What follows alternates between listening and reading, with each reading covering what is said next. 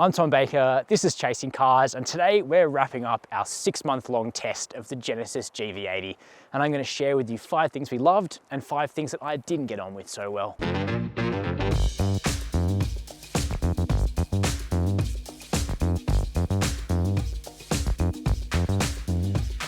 But before we get into those 5 good things and 5 not so good things about the GV80, I'll remind you of the car that I've chosen to drive for the last half year. And that's one of the most interesting entrants to the luxury SUV segment in years. Hyundai are putting a vast sum of money into the Genesis brand to really make something of this new badge and take on their German rivals with a bona fide, luxurious 7-seat crossover. That's what this is. Now the car you're looking at here is a GV80 3-litre diesel optioned with the luxury package, bringing the price to about $115,000 before on-road costs. And we'll put a breakdown of the price up on screen for you here. So it's certainly not designed to be a value buy compared to many of its rivals, which are, around the same price, even if they don't have the same level of standard equipment. As you can see, it's a pretty good looking car. I've chosen the Himalayan Grey over a Dune Beige interior, and because we have one of the 6-cylinder variants here with the luxury pack, we have these big dark chrome 22-inch wheels as well, and I think it comes off looking pretty convincing. So what did I like and what didn't I like? Let's get into it. At the very top of my list is design.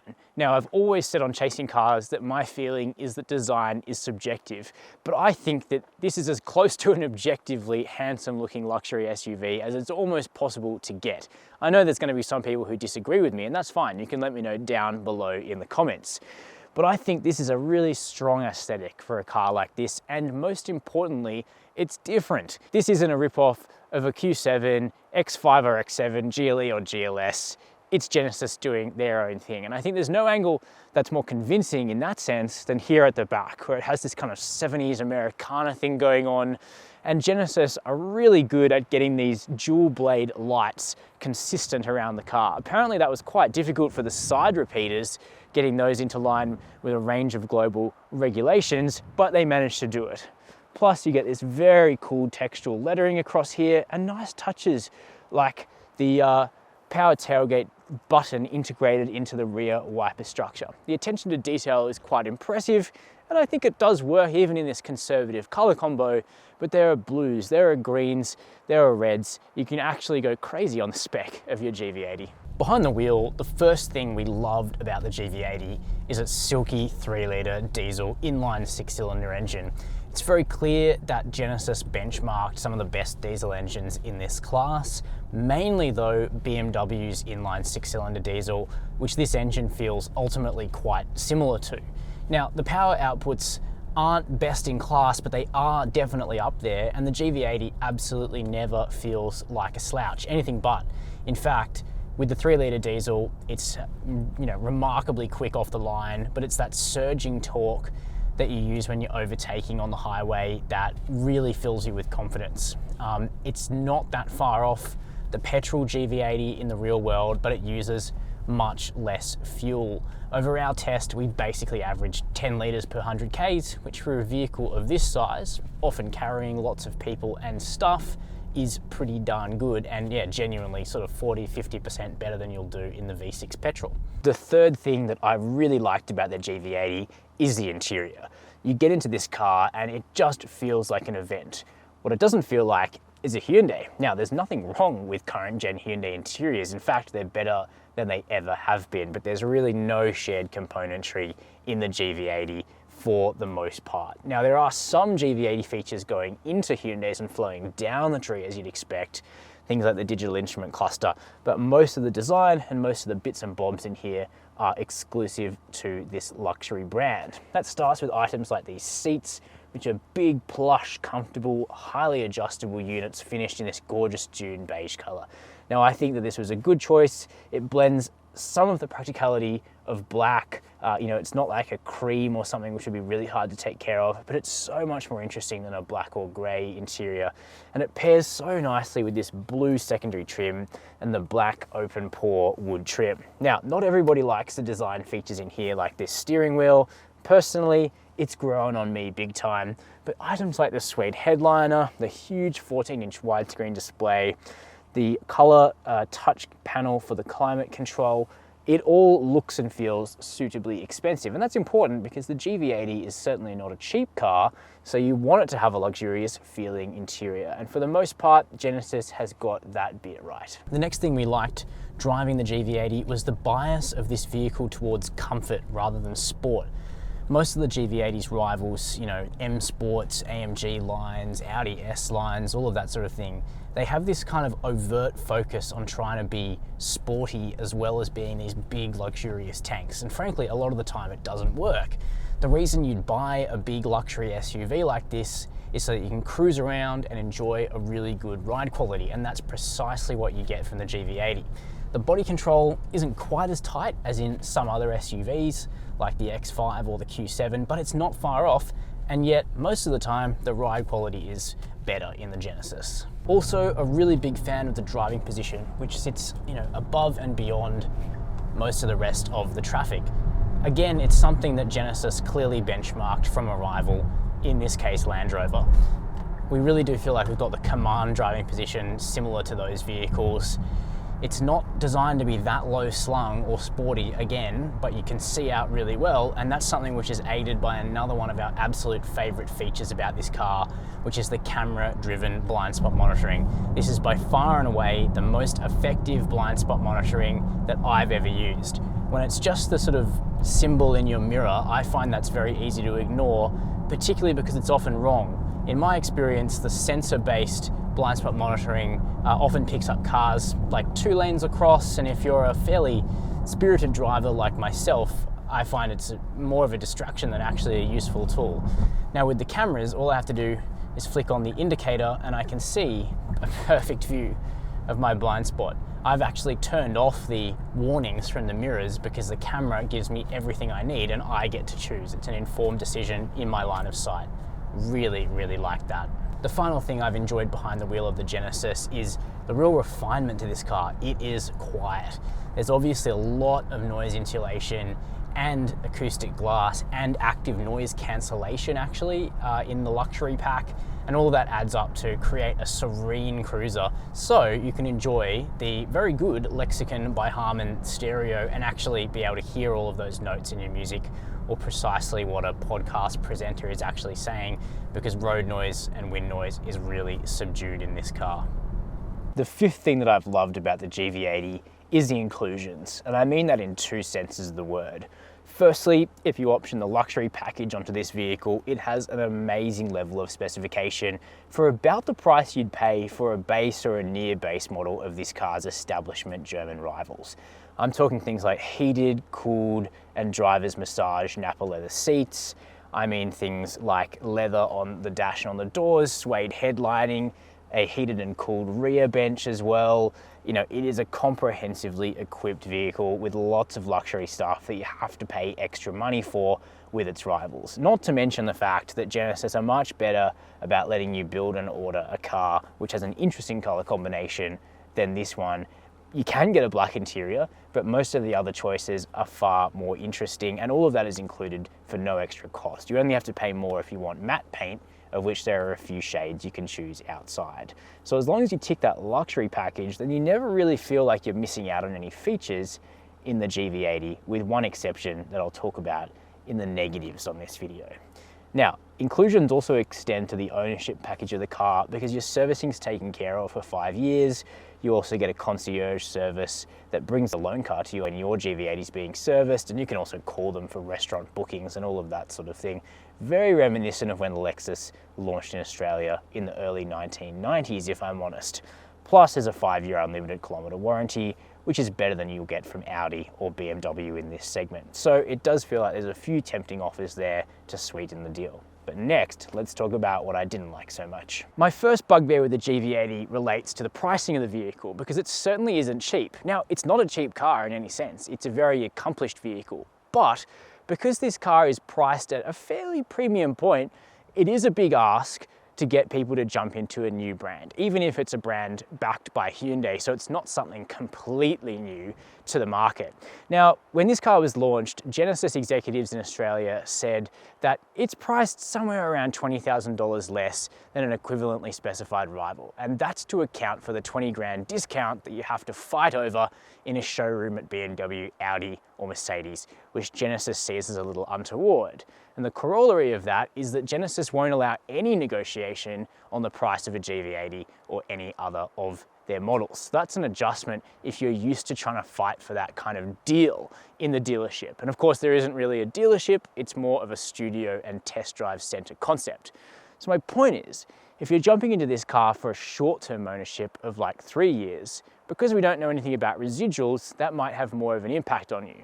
But if you're buying with longer term plans, 5 years plus, that higher price and unknown depreciation will be less of an issue for you to factor in. The second thing that didn't thrill me about the GV80 was that our car had a few niggly electrical issues. We had 3 tire pressure monitoring sensors go a little bit bad, and that they were indicating a tire pressure issue even when the PSI was set to match the manufacturer standards and what was in the tires without issue. So that was one thing that we kind of lived with on the dashboard for several months at a time. Additionally, there were 2 instances where I came back to the car after leaving it parked up for a few days, where the infotainment had reset itself to January 1st and 12:01 a.m., which was just a niggly little thing. But do keep in mind, this was basically the first GV80 to come into the country, and because of its fairly long service intervals, it actually hasn't received a service and a reflash to address those issues yet. The third thing that I'd note down as a not so hot point about the GV80 relates to the infotainment on the car. And this is one area where perhaps some slight immaturity shows through, in that the software can't do quite as much as it can in some of this car's rivals. In particular, the Audi Q7 is the vehicle that really comes to mind with a more sophisticated infotainment system. We've got some really beautiful, clear 3D eye-tracking digital gauges in front of me, but sadly, they can't really do anything that traditional gauges can do apart from change theme in various drive modes, which didn't make much of a difference to me because in standard mode, this car was so good, it was basically left in that mode pretty much all the time. Now, you can get trip computer info, you can get fault warnings, you can get a compass or your next navigation direction, but you can't put a full map there. You've got to view that in this big screen over here.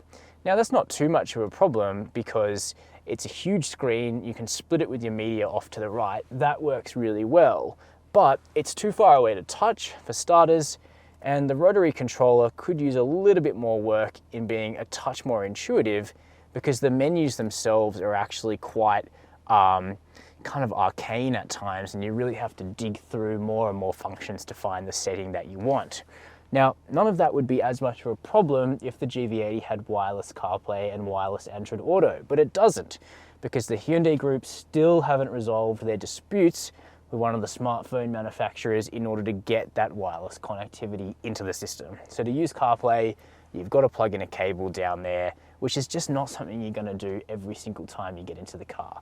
Most of this car's rivals, the X5, X7, and the Audi Q7, they have wireless CarPlay. The GLE doesn't, so it's not the only one there, but it would make an improvement. There is a further issue with the interior of the GV80 as well, and that's that the front passenger seat is actually treated as a bit of a second-class citizen. Now, the driver's seat with the luxury package gets memory, it gets massage, and it gets extended adjustments, including an adjustable bolster and an adjustable thigh extender. And interestingly, the passenger seat misses out on all of those functions. It's still heated and cooled, it's still electrically adjustable, and it's pretty comfortable. But on a long trip, it'd be nice if the passenger was also able to share in some of that massaging action and be held in more tightly by these bolsters when the corners start to get twistier, particularly because we know the GV80 can actually handle very well. Next, while the GV80 is a 3-row crossover, this kind of artistic roofline here actually eats away at headroom pretty badly. Now, a good thing though is that there's one-touch access to that 3rd row and it's electric. But as you can see, the aperture to get into it is minimal at best. So you'll have to bear with me as I squeeze in rather unceremoniously.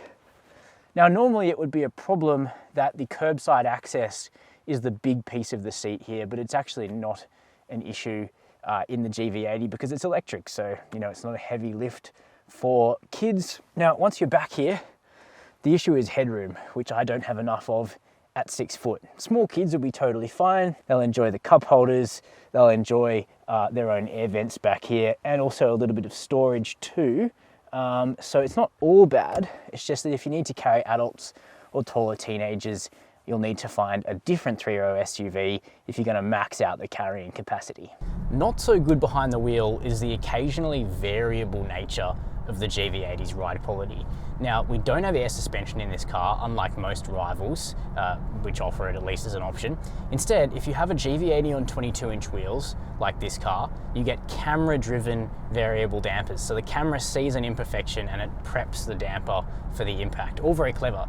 And when you've got lots of visibility, like now, it works brilliantly. Now, I acknowledge what I'm about to say could be unlucky or a placebo, but it strikes me that when visibility is poor, like at night or in fog or in very heavy rain and the camera is obstructed, the ride quality is worse because the dampers aren't being prepped by that visual input. Now, with a car with a actually simpler air suspension setup, like a Touareg or a Q7, the ride is more consistent. A further thing I didn't particularly enjoy behind the wheel of the GV80 was the electrical faults that we got in the car. Now, this is an early car, I accept that, and it also hasn't been back to Hyundai for fault rectification.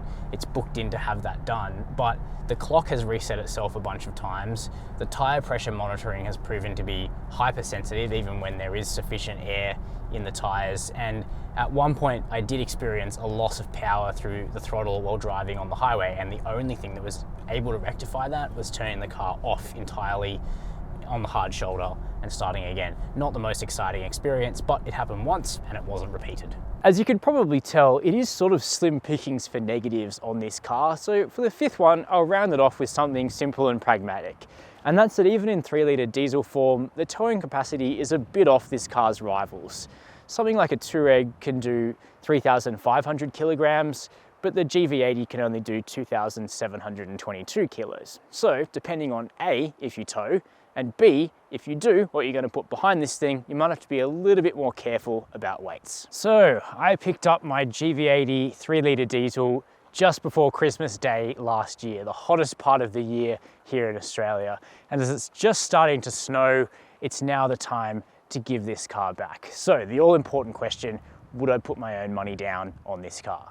Yes, I would, with the caveat that I think you'd need to make a commitment to keep this car for at least 5 years to let the brand settle in the market. I'm not sure it's as much of a short-term ownership proposition, this car, but it's an incredibly complete package.